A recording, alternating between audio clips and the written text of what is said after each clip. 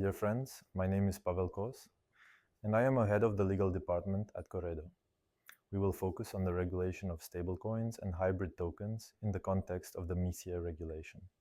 Stablecoin can be defined as a cryptocurrency that aims to maintain a stable value in relation to a particular asset or set of assets. The MiCA regulation distinguishes stablecoins into asset reference tokens, which aim to keep a stable value by referencing crypto assets, commodities, or other assets, and e-money tokens that reference the value of one or more official currencies.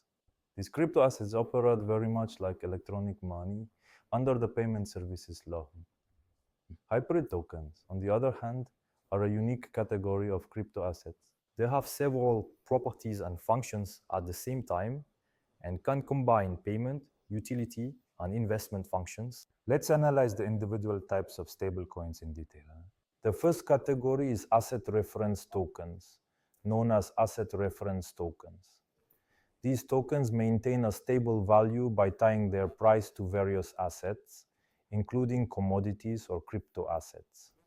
To offer these, issuers must obtain approval from the appropriate authority within their EU member state. For example, in the Czech Republic, this authority should be the Czech National Bank. If the tokens will be issued by a licensed credit institution or are intended only for qualified investors, they may be exempt from some of the MiCA obligations. Issuers will also be subject to oversight by the European Securities and Markets Authority, ESMA. If the mentioned tokens are issued by a licensed credit institution or are intended solely for qualified investors, they may be exempt from certain obligations under the Markets in Crypto Assets, MiCA. Issuers will also be subject to the oversight of the European Securities and Markets Authority. The issuers of these tokens will have to provide national regulatory authorities with official documents containing information about the issuer, the risks associated with the tokens, and the characteristics of the projects. The second category is electronic money tokens, known as e-money tokens. These tokens will be intended for use as a means of payment and will be tied to fiat currency, making them similar to traditional electronic money. A prime example of such a token is USDC. The MiCA regulation also addresses so-called algorithmic stablecoins, which aim to maintain a stable value through an algorithmically controlled supply and demand system. According to the regulation, they may fall into one of the already mentioned stablecoin categories and therefore be subject to the same rules. The regulation thus introduced a rather strict regime of regulation and control over stablecoins. The aim of the measure is to protect the interests of users and ensure a safe environment for stablecoin users within the EU. By meeting all the requirements, issuers can confidently offer their tokens and contribute to the development of the cryptocurrency ecosystem in the region. Potential users can be sure that their rights will be protected. Speaking of stablecoins, it is interesting to mention that Binance restricted the availability of unauthorized stablecoins for EU users in its product offerings in June 2024. Now we will focus on the category that is not precisely defined in MiCA's management, namely hybrid tokens.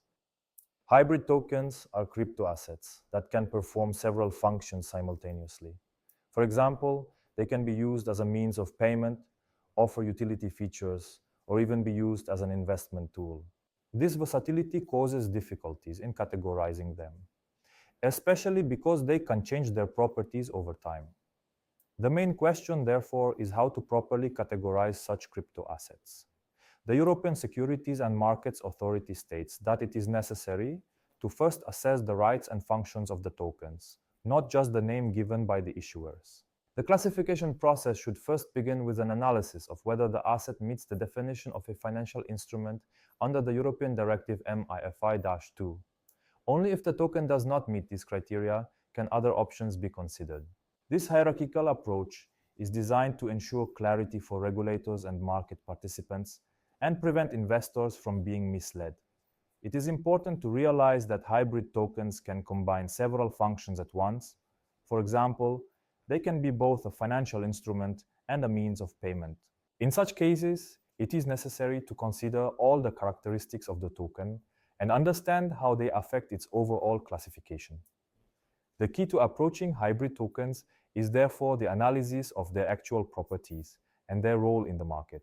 Regardless of how issuers name the cryptocurrency, its classification should be based on what it truly is and what functions it performs to avoid mistakes in its legal regulation.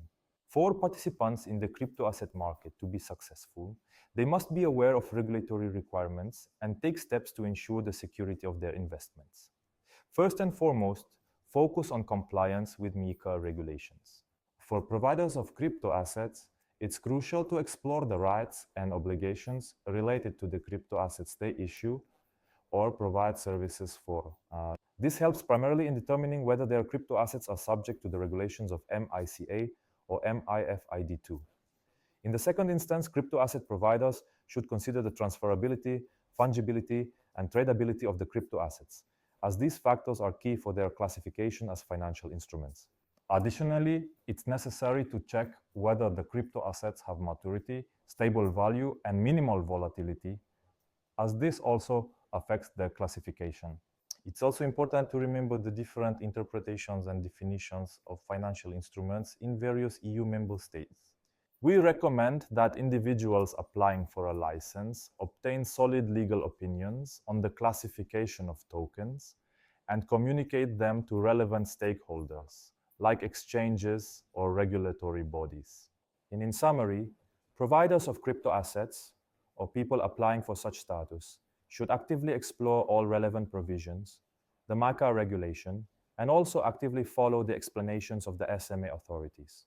This will help them secure consent for MiCA management and minimize risks for their business. If you like this video, give it a like and subscribe to our channel. Leave comments, share your views, and suggest topics for future videos. Thank you for being with us. We'll see you soon and wish you successful business.